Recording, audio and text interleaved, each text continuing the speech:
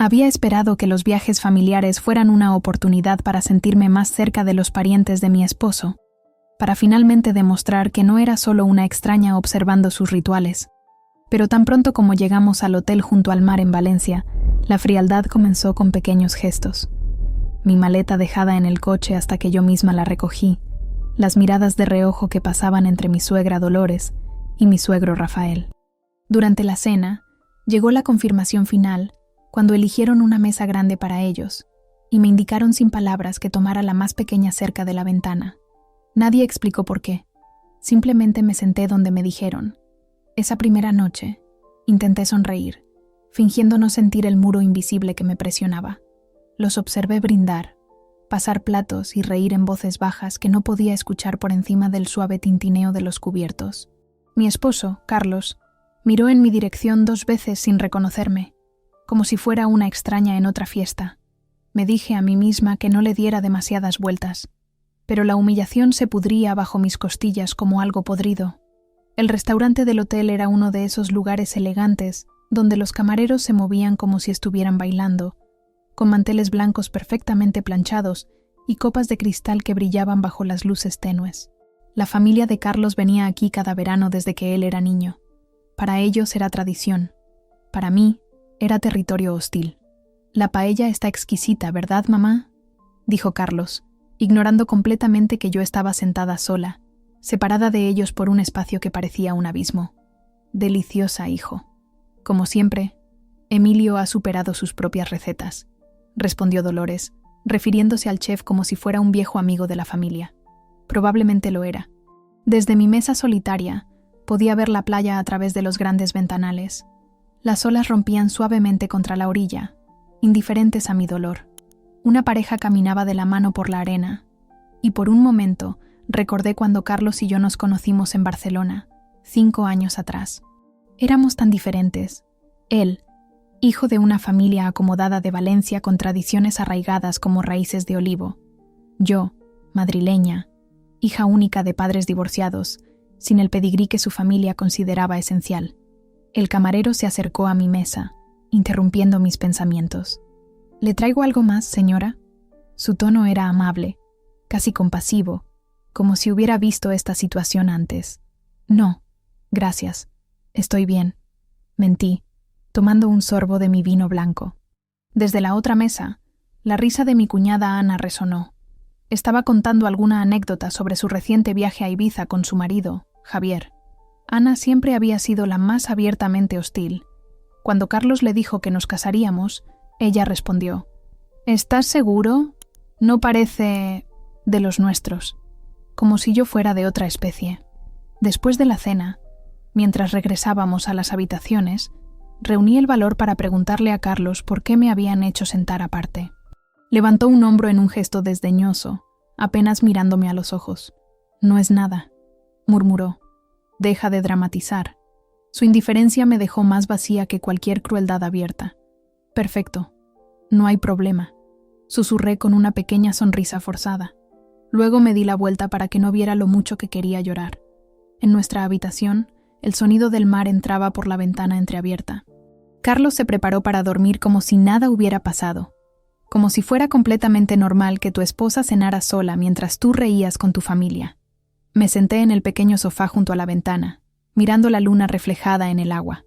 «¿Vienes a la cama?», preguntó Carlos, ya medio dormido. «En un momento», respondí, aunque sabía que no dormiría esa noche. Pensé en mi madre, en lo que diría si supiera cómo me trataban. Ella, que siempre había sido tan feroz en su protección, tan clara sobre el respeto que merecíamos. «Nadie tiene derecho a hacerte sentir menos, Lucía», me decía. Pero aquí estaba yo, permitiendo exactamente eso. El reloj digital en la mesita de noche marcaba las 2:14 cuando finalmente me acosté junto a Carlos. Él dormía profundamente, ajeno a mi tormento. Observé su rostro, tratando de encontrar al hombre del que me enamoré, aquel que me juraba que su familia me adoraría, que seríamos una gran familia feliz. ¿Dónde estaba ese hombre ahora? Recordé nuestra boda, hace apenas 2 años. Una ceremonia pequeña, porque sus padres insistieron en que era más elegante. Mi madre no pudo asistir, Estaba recuperándose de una cirugía en Madrid. Es una lástima, dijo Dolores sin un ápice de sinceridad. Ahora me preguntaba si había sido una coincidencia que eligieran una fecha en que mi madre no podría venir. En la recepción, me sentí como una intrusa en mi propia boda. Los amigos de Carlos, todos de familias conocidas, me trataban con una cortesía distante. Sus tías me evaluaban con miradas críticas, comentando mi vestido, mi peinado, mi maquillaje, como si fuera un caballo en una subasta. Y Carlos, siempre ocupado con otras personas, apenas tuvo tiempo para mí. Debería haberlo visto entonces. Las señales estaban ahí, claras como el agua del Mediterráneo. Pero el amor es ciego, o al menos miope, y yo estaba decidida a creer que todo mejoraría con el tiempo, que eventualmente me aceptarían. El sol comenzaba a asomarse por el horizonte, cuando finalmente me quedé dormida, con lágrimas secas en las mejillas y una resolución formándose lentamente en mi interior. No podía seguir así. Algo tenía que cambiar. A la mañana siguiente, el desayuno fue una repetición de la cena. Otra mesa separada, más miradas de reojo, más conversaciones de las que fui excluida. Carlos se sentó con sus padres y su hermana, discutiendo los planes para el día como si yo no existiera. «Podríamos visitar el puerto esta tarde», sugirió Rafael. «Hay unas embarcaciones nuevas que quiero ver». «Excelente idea, papá», respondió Carlos. «Después podríamos cenar en casa Manolo». Ni una mirada en mi dirección, ni una pregunta sobre lo que yo quería hacer. Era invisible, un fantasma atado a un grupo que no me veía. Estaba decidida a mantener la compostura, decidida a no darles ninguna razón para decir que estaba exagerando. Tomé mi café en silencio, observando a una familia en la mesa de al lado, padres y 2 niños pequeños, todos riendo y compartiendo tostadas. La madre captó mi mirada y me sonrió amablemente. Le devolví la sonrisa, sintiendo un nudo en la garganta. Así es como debería ser una familia. Terminé mi desayuno y salí a la terraza. El mar estaba en calma esa mañana, un manto azul que se extendía hasta el infinito. Respiré profundamente, dejando que el aire salado llenara mis pulmones. Por un momento, sentí paz. Luego, la voz de Carlos me devolvió a la realidad. «Nos vamos en media hora», anunció, sin preguntar si yo tenía otros planes. «Papá quiere llegar temprano al puerto». «Claro», respondí automáticamente. «Estaré lista». A la mañana siguiente, la familia se movía por el vestíbulo del hotel como si nada inusual hubiera ocurrido. Mis suegros charlaban con la recepcionista sobre las opciones de desayuno, mientras Carlos revisaba su teléfono. Yo caminaba detrás de ellos, sintiéndome como un fantasma atado a un grupo que no me veía. Estaba decidida a mantener la compostura, decidida a no darles ninguna razón para decir que estaba exagerando. «Buenos días, señora Martínez», me saludó amablemente la recepcionista. Se llamaba Teresa, según indicaba su placa, y era la única que parecía notar mi existencia. «¿Ha dormido bien?» «Sí, gracias», mentí, consciente de que mis ojos hinchados por el llanto nocturno me delataban. «El buffet está servido hasta las 11», añadió con una sonrisa compasiva. Me pregunté si era tan obvio mi aislamiento, si los empleados del hotel comentarían después sobre la pobre mujer que viajaba con su familia, pero parecía completamente sola. En el comedor, el buffet desplegaba un festín típico español: tortilla de patatas, pan con tomate, jamón serrano, quesos variados, frutas frescas y pasteles. El aroma a café recién hecho inundaba el espacio, mezclándose con el del pan horneado. En cualquier otra circunstancia, me habría deleitado con este desayuno. Pero el nudo en mi estómago apenas me permitía pensar en comer. Como era de esperar, Carlos y su familia eligieron una mesa para 4. Me quedé de pie junto a ellos, con mi plato en las manos, esperando una invitación que sabía que no llegaría. Cuando mi suegro finalmente me notó, señaló vagamente hacia una mesa lateral junto a las puertas del patio. Mis mejillas ardieron mientras me sentaba sola, con el océano brillando afuera, el aire tan luminoso que parecía burlarse de mí. Nadie miró en mi dirección ni me pidió que me uniera a ellos. «¿Más café, señora?», preguntó un camarero joven, interrumpiendo mis pensamientos. «Sí, por favor», respondí, agradecida por este pequeño acto de reconocimiento. Desde mi mesa solitaria, observaba a Carlos interactuar con sus padres y su hermana Ana, que acababa de llegar con su marido Javier. Todos parecían tan cómodos, tan naturales juntos. Carlos gesticulaba animadamente mientras contaba alguna historia de trabajo, provocando risas en la mesa. Dolores, mi suegra, tocaba ocasionalmente el brazo de su hijo con orgullo maternal. Ni una sola vez miraron hacia donde yo estaba. Me acordé de mi primera cena con ellos, hace años, cuando Carlos me presentó oficialmente como su novia. Había sido en su casa en Valencia, una elegante vivienda en el barrio del Carmen. Yo había llevado un pastel de la pastelería más prestigiosa de Madrid. Había estudiado temas de conversación. Incluso había comprado un vestido nuevo para la ocasión. Quería agradarles desesperadamente. La cena había sido educada pero fría. Me hicieron preguntas que parecían entrevistas. ¿Dónde había estudiado? ¿A qué se dedicaban mis padres? ¿Cuáles eran mis ambiciones? Cada respuesta parecía incorrecta de alguna manera. Mi universidad pública no era tan prestigiosa como la privada donde estudió Carlos. El trabajo de profesora de mi madre no impresionaba tanto como los contactos empresariales de Dolores. Mi sueño de abrir una pequeña librería algún día les pareció simplemente adorable, como si fuera una niña hablando de ser astronauta. Después de aquella cena, Carlos me había asegurado que les había caído bien. Solo son un poco reservados con la gente nueva, había dicho. Les llevará tiempo, pero te aceptarán. 3 años después, aquí estábamos. El tiempo no había mejorado nada.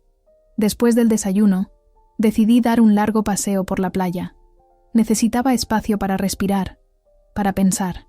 El hotel estaba situado en una hermosa cala cerca de Denia, con un paseo marítimo que se extendía varios kilómetros.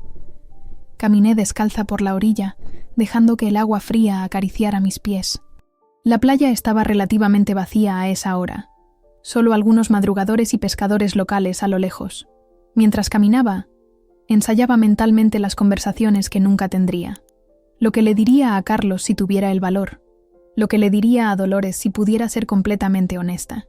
Las palabras que nunca pronunciaría se acumulaban en mi garganta como piedras. ¿Me permitirías amarte algún día, Dolores?, preguntaría. ¿Hay algo que pueda hacer para ser suficiente para tu hijo, para tu familia? Una parte de mí todavía creía que debía haber un malentendido, que en cualquier momento alguien se acercaría con una disculpa. Quizás había alguna tradición familiar que yo no entendía, alguna razón cultural para este comportamiento que Carlos simplemente había olvidado explicarme. Pero a medida que el sol subía en el cielo y mi sombra se acortaba en la arena, comprendí que no era un descuido. Era una elección. Me senté en una roca, observando las olas romper contra la orilla. Pensé en mi vida en Madrid antes de conocer a Carlos, en mi pequeño apartamento en Malasaña, en mis amigos que apenas veía desde la boda, en mi trabajo en la editorial que había dejado para mudarme a Valencia.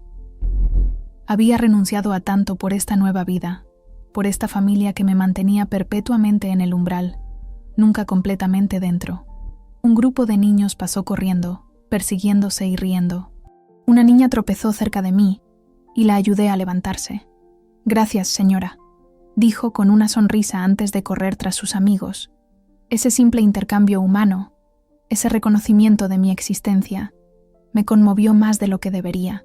Al mediodía, regresé al hotel. Carlos me esperaba en el vestíbulo, su rostro mostrando una mezcla de irritación y alivio. «¿Dónde estabas?», preguntó, como si realmente le importara. «Vamos a salir en 10 minutos». «Estaba caminando por la playa», respondí, manteniendo mi voz neutra. «Deberías haber dicho algo», replicó, aunque no había mostrado el menor interés en mi paradero durante el desayuno. «Mamá y papá quieren visitar el puerto deportivo». «Claro, iré a cambiarme», dije, dirigiéndome hacia el ascensor. «Lucía», me llamó. Me detuve, esperando... ¿Qué? ¿Una disculpa? ¿Un reconocimiento de lo mal que me estaban tratando? No olvides ponerte algo adecuado. Papá conoce a mucha gente en el puerto. Sentí como si me hubiera abofeteado. No era preocupación por mí, sino por la imagen que daría a sus conocidos. «Por supuesto», murmuré. «No querría avergonzaros». No captó el sarcasmo, o decidió ignorarlo. «Bien, te esperamos aquí». En la habitación, me cambié mecánicamente, eligiendo un vestido azul marino que sabía que Dolores aprobaría. Me recogí el pelo en un moño pulcro y me apliqué maquillaje para disimular los ojos enrojecidos. La mujer que me devolvía la mirada desde el espejo parecía una extraña, una versión dócil y diluida de mí misma. ¿Hasta cuándo?, le pregunté a mi reflejo. No tenía respuesta. Al bajar, encontré a la familia esperando en el vestíbulo. Ana llevaba un elegante conjunto de lino blanco. Dolores, un vestido de diseñador. Ambas me miraron de arriba a abajo cuando me acerqué. «Ese vestido te queda bien», dijo Ana, con un tono que sugería sorpresa. «¿Es nuevo?» «No, lo tengo desde hace años», respondí. De hecho, lo había comprado para la primera cena con ellos. «Ah», respondió, perdiendo interés inmediatamente. Salimos al aparcamiento donde Rafael había traído los coches. Como era de esperar, Carlos, sus padres y su hermana subieron a un vehículo, mientras Javier se quedó atrás dudando. «Puedes ir con ellos», le dije, ahorrándole la incomodidad de tener que elegir. «Yo iré en el otro coche». Me dirigió una mirada agradecida antes de unirse a los demás. Me senté en el segundo coche, conducido por el primo de Carlos, Miguel, a quien apenas conocía. No intentó conversar durante el trayecto, lo cual agradecí. Necesitaba esos minutos para prepararme para la siguiente ronda de exclusiones. Esa tarde, visitamos el puerto deportivo de Denia. El sol brillaba intensamente sobre los yates blancos alineados en perfecta formación, como soldados esperando órdenes. El agua resplandecía con destellos dorados, y el aroma a sal y mariscos frescos impregnaba el aire. En otro momento, habría disfrutado de este lugar pintoresco, tan típico de la costa mediterránea española. Pero hoy, solo podía sentir el peso de mi invisibilidad. Carlos y sus padres admiraban los yates y discutían dónde cenar. Rafael señalaba embarcaciones específicas, explicando sus características con el entusiasmo de un aficionado experto. «Mira ese Astondoa, Carlos. 50 pies, 2 motores Volvo Penta. Una maravilla de la ingeniería española». «Impresionante, papá. ¿Es más grande que el de los Fernández?», preguntó Carlos, completamente absorto en la conversación. «Por supuesto. Eduardo siempre ha sido un poco comedido con sus inversiones», respondió Rafael con una sonrisa de superioridad. Cuando intenté contribuir a la conversación, mencionando un artículo que había leído sobre diseño naval, mis palabras quedaron suspendidas en el aire sin respuesta. Estudié sus rostros buscando algún signo de vergüenza por cómo me excluían tan obviamente, pero no encontré ninguno. Empecé a darme cuenta de que quizás ellos encontraban este arreglo perfectamente aceptable. Un grupo de hombres se acercó a saludar a Rafael. Empresarios locales, a juzgar por su apariencia y la forma en que mi suegro se irguió con orgullo. «Sebastián, qué alegría verte. Te presento a mi hijo Carlos», dijo, colocando una mano en el hombro de Carlos. Luego presentó a Dolores, a Ana y a Javier. Yo esperé, pero la presentación nunca llegó. «¿Y esta joven?», preguntó finalmente uno de los hombres, señalándome con educada curiosidad. Rafael pareció momentáneamente desconcertado, como si hubiera olvidado mi existencia. «Ah, sí. La esposa de Carlos», dijo vagamente, sin mencionar mi nombre. «Lucía», me presenté, extendiendo mi mano. «Lucía Herrera de Martínez». «Encantado», respondió el hombre, estrechando mi mano con más calidez de la que había recibido de mi familia política en todo el viaje. Mientras los hombres continuaban su conversación sobre negocios y embarcaciones, me alejé unos pasos, fingiendo interés en un pequeño barco de pesca tradicional. Un anciano estaba reparando redes junto a él, sus manos nudosas moviéndose con la precisión que solo da la experiencia de décadas. «Bonito barco», comenté en español. El hombre levantó la vista y me sonrió, revelando una dentadura incompleta. «Gracias, señorita. Ha estado en mi familia por 3 generaciones. No es tan elegante como esos yates, pero ha alimentado a mis hijos y ahora a mis nietos». Conversamos durante unos minutos. Me contó sobre las mareas, los mejores momentos para pescar, cómo las cosas habían cambiado desde que los grandes puertos deportivos habían llegado a la costa. Era la conversación más auténtica que había tenido en días, y me dio un respiro de la tensión constante que sentía con la familia de Carlos. «Lucía», la voz de Carlos interrumpió nuestra charla. Me giré para verlo acercarse con expresión irritada. «Vamos a continuar». Me despedí del pescador y seguí a Carlos, que ya se alejaba sin esperarme. Cuando lo alcancé, me tomó del brazo, no como un gesto cariñoso, sino casi como un guardia escoltando a una prisionera. ¿Qué hacías hablando con ese viejo?, preguntó en voz baja. Solo estaba siendo amable, respondí. Parecía interesante. Carlos soltó un suspiro de exasperación. No estamos aquí para charlar con pescadores locales, Lucía. Papá tiene contactos importantes en el puerto. Perdona por no contribuir a tu red de contactos, repliqué, incapaz de contener mi amargura. Me miró con dureza. ¿Sigues enfurruñada por lo de anoche? Por Dios, Lucía, eres tan dramática. Lo miré cuidadosamente, buscando en su rostro aunque fuera un rastro de afecto o arrepentimiento, pero solo parecía irritado, como si mi incomodidad fuera un inconveniente que debía gestionarse. Mi corazón latía con fuerza ante la certeza de que el hombre con quien me había casado no se preocupaba lo suficiente como para intervenir. Así que sonreí de nuevo, esta vez con una extraña claridad asentándose en mi pecho. Perfecto, le dije suavemente. No hay problemas en absoluto.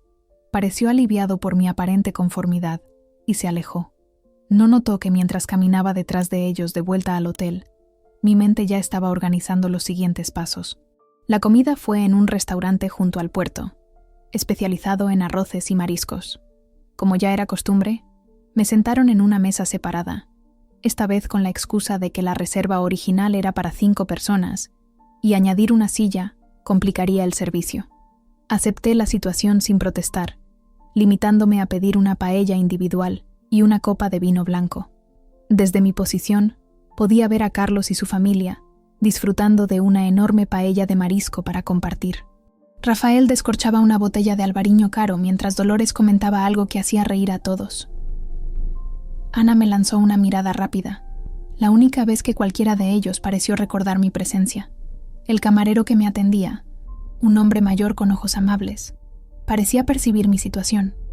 Me trató con especial atención, recomendándome los mejores platos y asegurándose de que mi copa nunca estuviera vacía. ¿Le gusta la paella, señora?, preguntó cuando vino a retirar mi plato.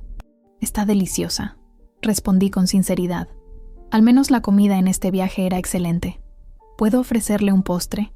La tarta de almendra es especialidad de la casa. Asentí, agradecida por este pequeño consuelo. Mientras esperaba el postre, observé a una pareja en una mesa cercana. Eran mayores, quizás en sus 70, y se miraban con un afecto evidente mientras compartían un postre. El hombre limpiaba cuidadosamente una mancha de la mejilla de su esposa y ella le ajustaba la servilleta en el cuello, pequeños gestos de amor cotidiano que me hicieron sentir un nudo en la garganta. ¿Alguna vez Carlos y yo seríamos así? ¿O seguiría permitiendo que su familia me mantuviera en los márgenes, una figura difusa en el fondo de su vida? La respuesta me parecía cada vez más clara, y me dolía admitirla. Después de la comida, la familia decidió dar un paseo por el paseo marítimo. Me uní a ellos, caminando varios pasos por detrás, como una sombra que nadie notaba. Carlos charlaba animadamente con su padre sobre algún negocio familiar, mientras Ana y Dolores discutían los últimos chismes sobre conocidos comunes. ¿Te acuerdas de Maite, la hija de los Guzmán?, oí decir a Dolores, pues se ha divorciado después de solo 2 años de matrimonio. Su madre está destrozada, por supuesto. Siempre supe que ese matrimonio no funcionaría, respondió Ana con suficiencia. Él no era de nuestro círculo, ¿sabes? Esas cosas nunca salen bien. Sentí que sus palabras estaban dirigidas indirectamente a mí, una advertencia velada sobre mi propio matrimonio. Quizás tenía razón, quizás algunas brechas eran demasiado grandes para cerrarse. Nos detuvimos en una heladería tradicional. Carlos compró helados para todos, incluyéndome esta vez, aunque cuando me entregó el mío, un sencillo cono de vainilla, apenas me miró a los ojos. Gracias, dije, pero él ya se había alejado para unirse a su padre, que señalaba algo en el horizonte. Me senté en un banco apartado, saboreando lentamente mi helado mientras observaba a las familias y parejas que pasaban. Había una serenidad en estar sola que comenzaba a apreciar. Sin la tensión constante de intentar agradar, de buscar aprobación, podía respirar más fácilmente. En un momento dado, Carlos se acercó a mí, su expresión neutra, y me preguntó si seguía enfurruñada. Lo miré con atención, buscando incluso un atisbo de afecto o arrepentimiento, pero solo parecía irritado, como si mi incomodidad fuera una molestia que debía gestionarse. Mi corazón latía con la certeza de que el hombre con quien me había casado no se preocupaba lo suficiente como para intervenir. Así que sonreí de nuevo, esta vez con una extraña claridad asentándose en mi pecho.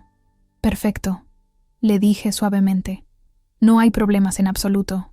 Pareció aliviado por mi aparente conformidad y se alejó para reunirse con su familia. No notó el cambio en mis ojos, la decisión que estaba tomando forma. Mientras los observaba reír y conversar sin mí, sentí como si algo dentro de mí se desprendiera y flotara lejos. Tal vez era la última de mis ilusiones sobre este matrimonio, sobre la familia que había esperado tener. Cuando regresamos al hotel, el sol comenzaba a ponerse, tiñendo el cielo de naranja y rosa. Era el tipo de atardecer que normalmente habría compartido con Carlos, señalando los colores cambiantes, buscando su mano. Pero ahora caminaba sola, varios pasos por detrás de la familia unida, y por primera vez no me sentía triste por ello. En cambio, sentía una extraña paz, como si finalmente viera con claridad lo que debía hacer. Esa noche, mientras ellos terminaban su cena en el restaurante del hotel, regresé a nuestra habitación con el pretexto de un dolor de cabeza. Carlos no protestó, apenas levantó la mirada de su postre cuando murmuré mi excusa. Su madre comentó algo sobre la sensibilidad de algunas personas, provocando risitas discretas en la mesa. Salí del comedor con la espalda recta, negándome a darles la satisfacción de verme humillada una vez más. En el ascensor, una mujer mayor me sonrió amablemente. «¿Se encuentra bien, querida?», preguntó con acento andaluz. «Sí, gracias», respondí automáticamente. «Solo un poco cansada». «A veces el descanso es la mejor medicina», dijo mientras el ascensor se detenía en su piso. «Cuídese mucho». Esas simples palabras de una desconocida me conmovieron más que cualquier interacción que había tenido con mi familia política en todo el viaje. Al llegar a mi habitación, me quedé un momento apoyada contra la puerta cerrada, respirando profundamente. La habitación estaba en penumbra, iluminada solo por la luz que entraba desde el balcón.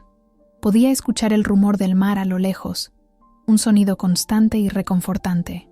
Me moví por el espacio deliberadamente, encendiendo solo la pequeña lámpara de la mesita de noche. Su luz cálida proyectaba mi sombra alargada sobre la pared, como un presagio de lo que estaba a punto de hacer. Abrí el armario y saqué mi maleta, colocándola sobre la cama. Cada movimiento se sentía a la vez irreal y certero, como si mi cuerpo estuviera ejecutando un plan que mi corazón acababa de aprobar.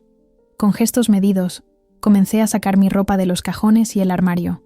Doblé cada prenda cuidadosamente, como me había enseñado mi madre. «Siempre empaca con dignidad, Lucía. No importa la prisa que tengas». Mi madre. ¿Qué diría ella si me viera ahora? Probablemente asentiría con aprobación. Siempre había sido escéptica respecto a Carlos y su familia. «El amor no debería sentirse como mendigar un lugar en la mesa, hija», me había dicho en mi última visita a Madrid. Había ignorado sus palabras entonces, convencida de que el tiempo cambiaría las cosas.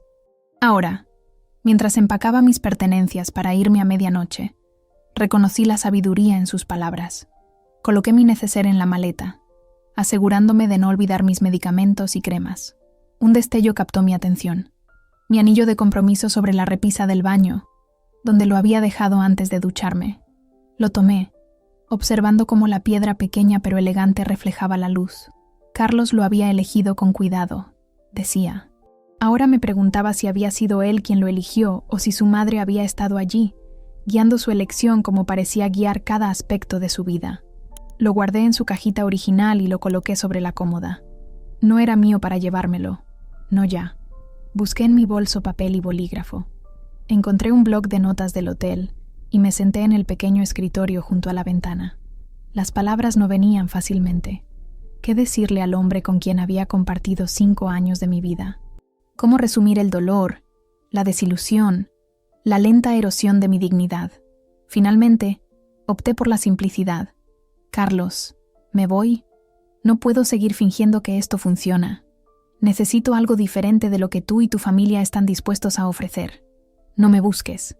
Necesito tiempo y espacio para pensar en lo que quiero para mi vida. Lucía». Mi caligrafía se veía más calmada de lo que me sentía. Doblé la nota cuidadosamente y la dejé sobre el tocador. apoyada contra el espejo donde Carlos se afeitaba cada mañana. No incluía acusaciones ni súplicas, solo una línea para decir que necesitaba algo diferente de lo que ellos estaban dispuestos a ofrecer. Revisé la habitación una última vez, asegurándome de no olvidar nada importante. Mi mirada se detuvo en la fotografía que tenía en la mesita de noche. Carlos y yo en Barcelona, donde nos habíamos conocido. Él con su sonrisa segura de sí mismo, yo mirándolo con adoración. Parecía otra vida, otra Lucía. Dejé la fotografía donde estaba.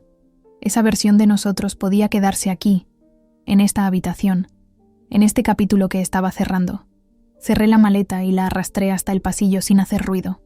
Mientras esperaba el ascensor, sentí una extraña mezcla de emociones, miedo, tristeza, pero también una inesperada sensación de ligereza, como si hubiera estado cargando un peso invisible que ahora dejaba atrás. El lobby estaba tranquilo a esa hora, solo un recepcionista nocturno que me saludó con un gesto discreto. ¿Necesita ayuda con su equipaje, señora?, preguntó. No, gracias. Solo voy a dar un paseo, respondí, consciente de lo poco convincente que sonaba dadas las circunstancias.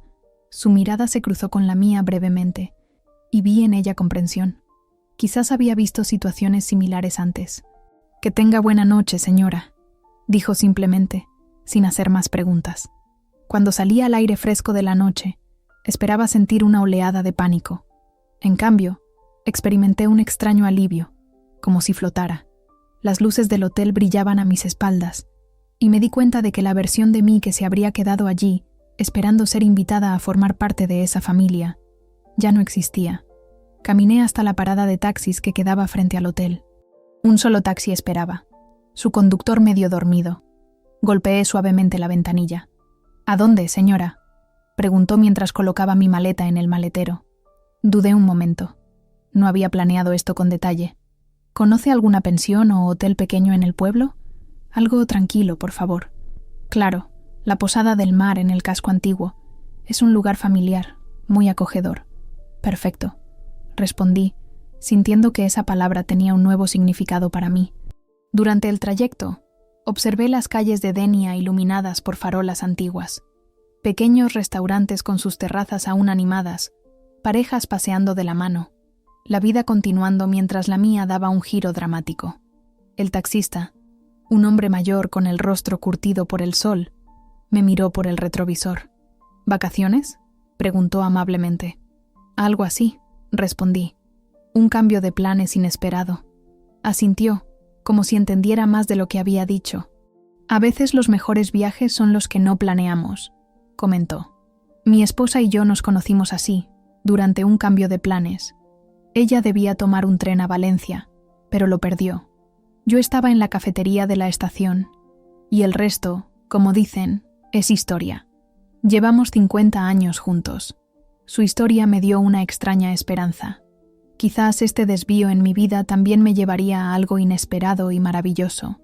La Posada del Mar resultó ser un edificio antiguo de 3 plantas, con fachada encalada y balcones de hierro forjado.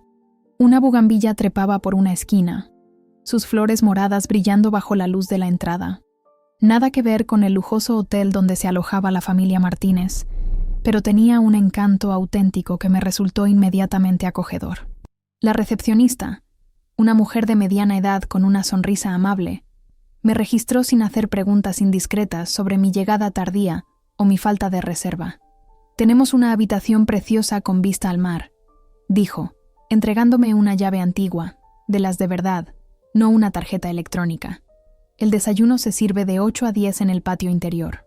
«Gracias», respondí, sorprendida por la calidez con que me recibía esta desconocida. Mi habitación era sencilla pero encantadora, con paredes blancas, vigas de madera en el techo y una colcha de crochet sobre la cama. Una pequeña mesa junto a la ventana ofrecía la vista prometida. El Mediterráneo, negro y plateado bajo la luz de la luna. Dejé mi maleta en un rincón y me senté en la cama, sintiendo por primera vez el impacto emocional de lo que acababa de hacer. Las lágrimas llegaron entonces, silenciosas al principio, luego en sollozos que sacudían todo mi cuerpo. Lloré por el amor que había creído real, por los años invertidos en una relación donde nunca sería realmente valorada, por la familia que había esperado tener algún día. Lloré hasta quedar exhausta, vaciada. Cuando finalmente me levanté para lavarme la cara, la mujer en el espejo tenía los ojos hinchados, pero también una nueva determinación en la mirada. Me quité la ropa y me puse un pijama viejo y cómodo que había pertenecido a mi madre. Luego apagué mi teléfono y lo guardé en el cajón de la mesita de noche. Lo que sea que Carlos y su familia tuvieran que decir, podía esperar hasta mañana. Me acosté y, para mi sorpresa, me dormí casi instantáneamente. Por primera vez en mucho tiempo, dormí profundamente, sin despertarme sobresaltada a mitad de la noche, preguntándome si estaba en el lugar correcto. Mi subconsciente ya había tomado esa decisión. Me registré en una pequeña posada a pocos kilómetros de distancia, donde nadie conocía mi nombre ni le importaba quién era mi marido. Apagué el teléfono y dormí profundamente por primera vez en meses. Cuando amaneció, desperté con la sensación de pertenecerme solo a mí misma. El conocimiento era aterrador y emocionante a la vez. La luz de la mañana entraba a raudales por la ventana, dibujando patrones dorados en la pared encalada. Por un momento, desorientada por el sueño profundo, olvidé dónde estaba. Luego los recuerdos de la noche anterior volvieron, y con ellos una extraña calma. Me incorporé lentamente, saboreando el silencio de la habitación, tan diferente de las mañanas con Carlos, siempre apresuradas, siempre con la sensación de no estar haciendo las cosas correctamente. La posada era un edificio antiguo del siglo XVIII, según indicaba una placa en la entrada. Mi habitación, aunque sencilla, tenía el encanto de lo auténtico. Suelos de terracota, vigas de madera oscura en el techo, muebles que contaban historias de generaciones. Desde la ventana podía ver un patio interior con una fuente de piedra y macetas de geranios rojos y bugambillas. Me vestí con ropa cómoda y bajé a desayunar. El comedor era un espacio acogedor con solo 5 mesas. Una mujer mayor, que se presentó como Carmen, la dueña, me ofreció café recién hecho, pan tostado con tomate y aceite y frutas de temporada. ¿Ha dormido bien?, preguntó mientras servía el café en una taza de cerámica pintada a mano. Sorprendentemente bien, respondí con sinceridad. Eso es buena señal, dijo con una sonrisa cómplice. Las decisiones difíciles se digieren mejor después de una buena noche de descanso. La miré sorprendida. ¿Tan evidente era mi situación? Llevo 40 años regentando esta posada, explicó, interpretando mi expresión. He visto muchas caras como la suya, personas en encrucijadas, buscando un lugar tranquilo para pensar. Sonreí agradecida por su discreción y comprensión. Es exactamente lo que necesito, pues ha venido al lugar adecuado. Aquí nadie le molestará con preguntas. Y si necesita hablar, estoy aquí. Mientras desayunaba, pensé en lo que estaría ocurriendo en el hotel donde había dejado a Carlos y su familia. Según el reloj de pared, eran las 9:30 de la mañana. Probablemente ya habrían descubierto mi ausencia. Mientras tanto, en el hotel de lujo junto al mar, Carlos y sus padres despertaban para descubrir mi ausencia. Según me contaría después la recepcionista de aquel hotel, a quien conocí por casualidad meses más tarde, habían llamado repetidamente a la habitación y golpeado la puerta antes de descubrir la nota. El personal comentó que discutían acaloradamente en el vestíbulo, exigiendo saber dónde me había ido. Me imaginé la confusión y la repentina urgencia. Me resultaba irónico. Qué rápido habían pasado de la indiferencia al pánico cuando silenciosamente me quité de en medio.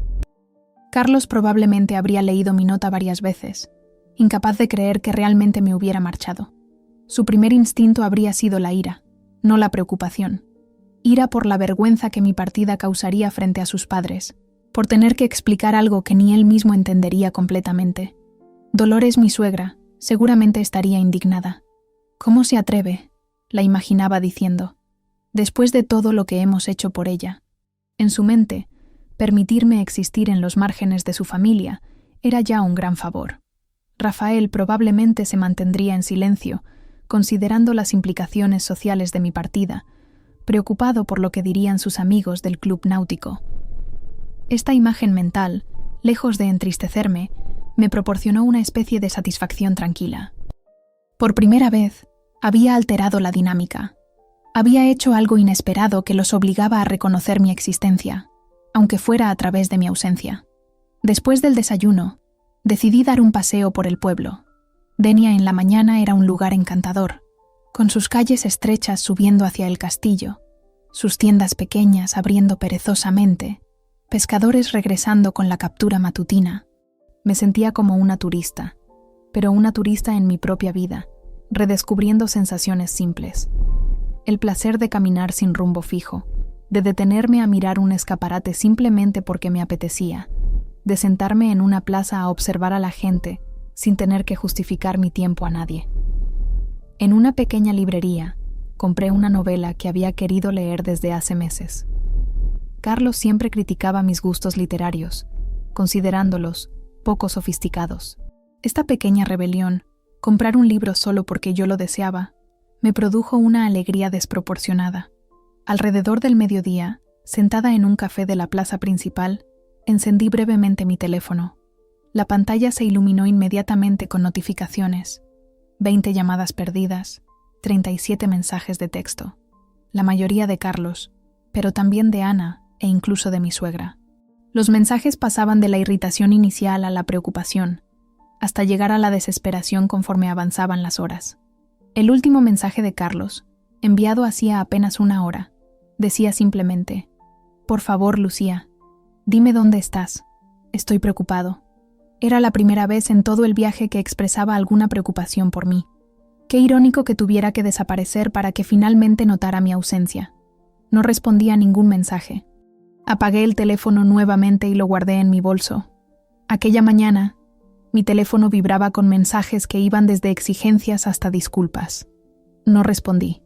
Me senté junto a la ventana de mi pequeña posada, bebiendo café que yo misma había preparado, mirando el mar a lo lejos. Por primera vez en años, sentía que estaba exactamente donde debía estar.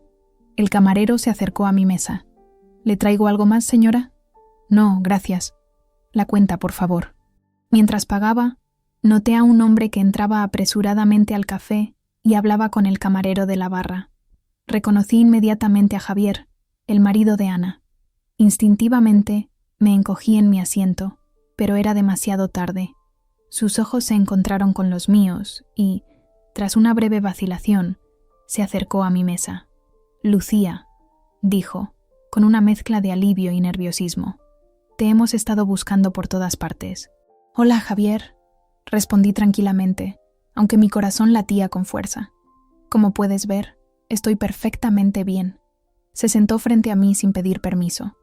«Carlos está muy preocupado. Todos lo estamos». «¿Todos?», pregunté con una ceja levantada. Qué curioso. Nadie parecía preocuparse mucho por mí cuando estaba sentada sola cena tras cena. Javier tuvo la decencia de parecer avergonzado.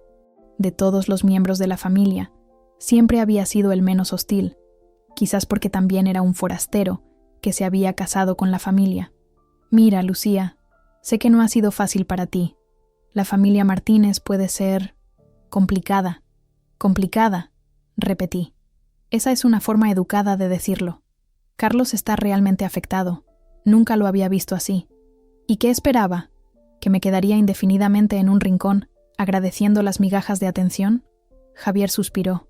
«No voy a defender lo indefendible. Solo te pido que hables con él. Está en el hotel, esperando». Consideré mis opciones. Parte de mí quería evitar completamente esa conversación, cortar limpiamente. Pero otra parte sabía que necesitaba ese cierre, esa oportunidad de decir lo que nunca había dicho. «No voy a volver al hotel», dije finalmente. «Si Carlos quiere hablar conmigo, puede encontrarme esta tarde en el Faro, a las 5. Javier pareció aliviado. «Se lo diré». Después de que se marchara, permanecí en el café un rato más, procesando lo que acababa de suceder. La familia que me había ignorado sistemáticamente ahora me buscaba con desesperación. Carlos, que apenas había notado mi presencia durante días, ahora estaba realmente afectado por mi ausencia. No pude evitar una risa amarga. Regresé a la posada para descansar. La tensión de la mañana me había agotado más de lo que esperaba. Carmen me recibió con una sonrisa comprensiva.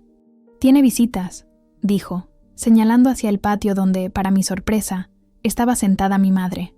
«Mamá», exclamé, corriendo hacia ella. «¿Cómo?» «Javier me llamó», explicó, abrazándome fuertemente. «Estaba preocupado por ti y pensó que podrías necesitar apoyo. No esperaba este gesto de Javier, y me conmovió profundamente. Mi madre, Isabel, era una mujer menuda pero de carácter fuerte, profesora jubilada con más opiniones que diplomacia. Nunca había ocultado su escepticismo respecto a mi matrimonio con Carlos. «Te has tomado tu tiempo», dijo, examinándome con esa mirada que siempre parecía ver más allá de mis defensas. «Pero finalmente lo has hecho». «¿Hacer qué?» «Elegirte a ti misma, hija». Nos sentamos en el patio, bajo la sombra de un limonero, y le conté todo. Las cenas solitarias, la indiferencia de Carlos, la hostilidad apenas disimulada de su familia. Ella escuchaba en silencio, sosteniendo mi mano. «Voy a verlo esta tarde», concluí. «En el Faro». «¿Estás segura?», preguntó. «No le debes ninguna explicación, Lucía». «Lo sé. No lo hago por él, lo hago por mí», asintió comprendiendo. «Entonces te acompañaré. Esperaré abajo por si me necesitas». Sentí una oleada de gratitud. «Gracias, mamá». «Para eso estamos las madres», dijo simplemente. «Ahora, ¿qué te parece si comemos algo? Esta crisis matrimonial me ha dado hambre». Su comentario me hizo reír, un sonido que me sorprendió por lo poco familiar que resultaba. ¿Cuánto tiempo había pasado desde que me reía así, libremente, sin preocuparme por si era demasiado ruidosa, demasiado vulgar para los estándares de los Martínez? Comimos en un pequeño restaurante junto al puerto, compartiendo una paella y una botella de vino blanco. Mi madre me contaba anécdotas de sus vecinos en Madrid, de sus reuniones con antiguas colegas profesoras, de la vida que continuaba lejos de aquí. Poco a poco, sentí que me reconectaba con mi identidad, con la Lucía que existía antes de Carlos, antes de convertirme en la señora Martínez. Cuando finalmente encendí mi teléfono aquella tarde, los mensajes seguían llegando. El tono de Carlos pasó de la irritación a la desesperación, como si solo ahora se hubiera dado cuenta de que podría no volver. Escribió que estaba exagerando, que me estaba humillando a mí misma frente a sus padres, pero las palabras ya no tenían poder sobre mí. Pensé en todas las veces que había sonreído a pesar del dolor, que había excusado su indiferencia, que me había convencido a mí misma de que tenía suerte de ser incluida aunque fuera marginalmente. Sentada sola en aquella habitación tranquila, entendí cuánto de mí misma había sacrificado por la ilusión de ser aceptada. La revelación era tan dolorosa como liberadora. El faro de Denia se alzaba en un pequeño promontorio, ofreciendo vistas espectaculares de la costa. Llegué unos minutos antes de las 5, tal como había acordado con Javier. Mi madre esperaba en un café cercano, dándome el espacio que necesitaba, pero lo suficientemente cerca si la necesitaba. Me senté en un banco frente al mar, sintiendo la brisa salada en mi rostro. El sol comenzaba su descenso, tiñendo el cielo de tonos anaranjados. En otro contexto, habría sido un momento romántico, digno de una postal. A las 5 en punto, vi a Carlos subiendo por el sendero.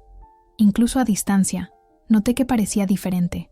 El cabello despeinado, la camisa arrugada, ojeras marcadas bajo los ojos. Verlo así, descompuesto, me produjo una extraña mezcla de emociones. Una pizca de satisfacción, un toque de lástima, pero principalmente una profunda sensación de desapego, como si observara a un personaje en una película que ya no me conmovía. «Lucía», dijo al llegar junto a mí, su voz ronca. «Gracias por venir». «No lo hice por ti», respondí con calma. «Lo hice por mí». Se sentó a mi lado, manteniendo una distancia prudente, como si temiera que pudiera desaparecer de nuevo si se acercaba demasiado. «No entiendo por qué te fuiste así», comenzó. «Si estabas molesta por algo, podrías haberlo dicho». Lo miré incrédula. «¿En serio, Carlos? ¿De verdad no entiendes por qué me fui?» «Bueno, sé que estabas un poco incómoda con los arreglos de las cenas, pero...» «¿Un poco incómoda?», lo interrumpí. Me hicieron sentarme sola, comida tras comida. Tu familia me trató como a una extraña, y tú no hiciste absolutamente nada al respecto. «Estás exagerando», dijo, pero su tono carecía de convicción. «Son solo formalidades, tradiciones familiares. No era nada personal». «Todo es personal, Carlos. La forma en que tratas a tu pareja es profundamente personal. Elegiste repetidamente a tu familia por encima de mí. Me dejaste sola literalmente y figurativamente». Guardó silencio un momento, mirando hacia el horizonte. Mis padres pueden ser difíciles, lo admito, pero así son ellos, Lucía. No van a cambiar. No espero que cambien, respondí. Ya no espero nada de ellos, ni de ti. Estas últimas palabras parecieron afectarle más que todo lo anterior. Me miró con una expresión que nunca le había visto, una mezcla de miedo y comprensión tardía. ¿Qué quieres decir? Quiero el divorcio, Carlos. Lo dije con una serenidad que me sorprendió a mí misma. No había planeado decirlo así, tan directamente, pero en cuanto las palabras salieron de mi boca, supe que era exactamente lo que quería. No puedes estar hablando en serio, dijo palideciendo. Lucía, por favor, no tomes decisiones precipitadas. Ha sido un malentendido. Podemos arreglarlo. No ha sido un malentendido, dije suavemente. Ha sido una revelación. Me ha mostrado lo que realmente somos juntos, lo que nunca seremos. Pero te quiero, dijo. Y creo que en ese momento realmente lo creía. Quizás a tu manera, concedí. Pero no es suficiente, Carlos. No para mí. Merezco más que ser tolerada, que ser un apéndice en tu vida que puedes ignorar cuando te resulta inconveniente. Mis padres te aceptarán con el tiempo, insistió. Solo necesitan conocerte mejor. Han tenido 5 años, Carlos. 5 años en los que no han hecho el menor esfuerzo. Y honestamente, ya no me importa si me aceptan o no. Lo que me importa es que tú nunca me defendiste. Nunca priorizaste nuestra relación. Se pasó la mano por el pelo. Un gesto nervioso que conocía bien. ¿Qué quieres que haga? Dime y lo haré. No se trata de lo que puedas hacer ahora. Se trata de lo que no hiciste durante todo este tiempo. Y de lo que yo necesito hacer por mí misma. Un silencio se instaló entre nosotros. A lo lejos, un barco pesquero regresaba a puerto, su silueta recortada contra el cielo crepuscular. La vida continuaba, imperturbable ante nuestros dramas personales. No puedo perderte, dijo finalmente. Ya lo has hecho, respondí, sin crueldad pero con firmeza. Probablemente me perdiste hace mucho tiempo, solo que ninguno de los dos quiso verlo. ¿Y tus cosas? ¿Dónde te estás quedando? Eso no importa ahora. Volveré a Madrid con mi madre mañana. Puedes enviar mis pertenencias allí. Se quedó callado un momento, como asimilando la realidad de la situación. Cuando volvió a hablar, su voz sonaba derrotada. ¿No hay nada que pueda decir para que cambies de opinión? No se trata de palabras, Carlos. Nunca lo fue. Me levanté, señalando que la conversación había terminado. Él se levantó también, indeciso, como si no supiera si debía abrazarme, suplicarme o simplemente dejarme ir. Mis padres querrán hablar contigo, dijo. No tengo nada que decirles, y dudo que ellos tengan algo que yo necesite escuchar. Lucía, por favor. Adiós, Carlos, dije, extendiendo mi mano para un apretón formal que parecía absurdamente inadecuado, después de 5 años juntos, pero que de alguna manera reflejaba perfectamente lo que habíamos llegado a ser. Extraños corteses. Tomó mi mano brevemente, sus ojos buscando los míos por última vez. Vi tristeza en ellos, quizás incluso arrepentimiento genuino, pero también vi alivio, aunque él mismo no fuera consciente de ello. Una parte de Carlos siempre había sabido que éramos incompatibles, que había elegido a una esposa que su familia nunca aceptaría completamente. Mi partida, aunque dolorosa, también le liberaba de esa constante tensión. Mientras bajaba por el sendero hacia el café donde mi madre esperaba, sentí que un peso enorme se levantaba de mis hombros. Las lágrimas llegaron entonces, no de tristeza sino de alivio, de gratitud por haber encontrado finalmente el valor para elegirme a mí misma. Mi madre me vio acercarme y se levantó de inmediato, abriendo sus brazos. Me refugié en ellos como cuando era niña, encontrando el consuelo que siempre había estado allí. Ya está hecho, murmuré contra su hombro. Lo has hecho bien, mi niña, dijo, acariciando mi pelo. Estoy orgullosa de ti. Cenamos en un pequeño restaurante del puerto, compartiendo una botella de vino y hablando de todo y de nada. Mi madre tenía el don de saber cuándo presionar y cuándo dar espacio. Esa noche, me contó anécdotas de su juventud, historias que nunca había oído sobre su vida antes de que yo naciera, como cuando rechazó la propuesta de matrimonio de un hombre de buena familia porque no soportaba a su madre. La vida es demasiado corta para pasarla con gente que te hace sentir pequeña, dijo, llenando nuevamente nuestras copas.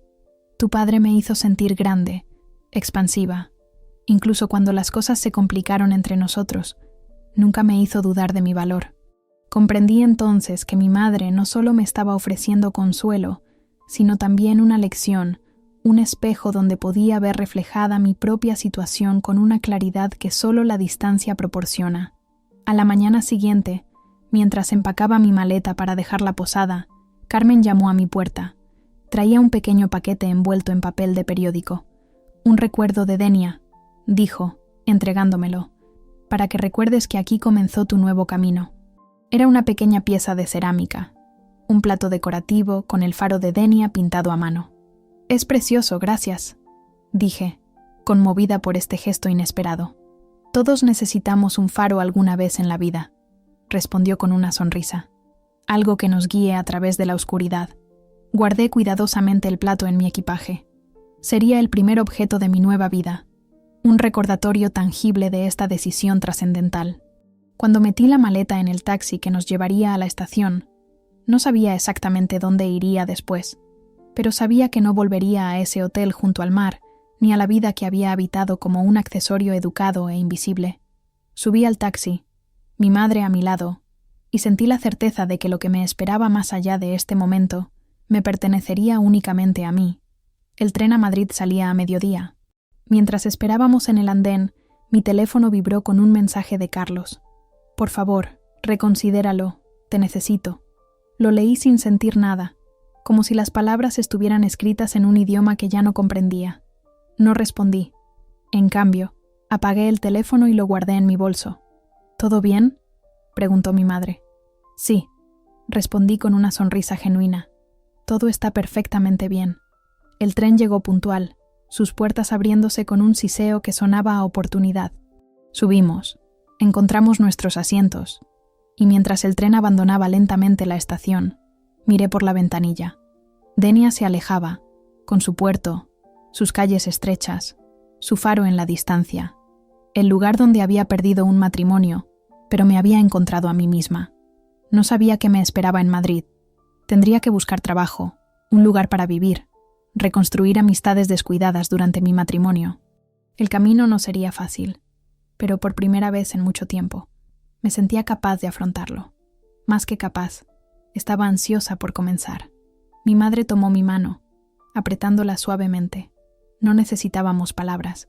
Ambas sabíamos que esto no era un final, sino un comienzo. El verdadero viaje apenas comenzaba.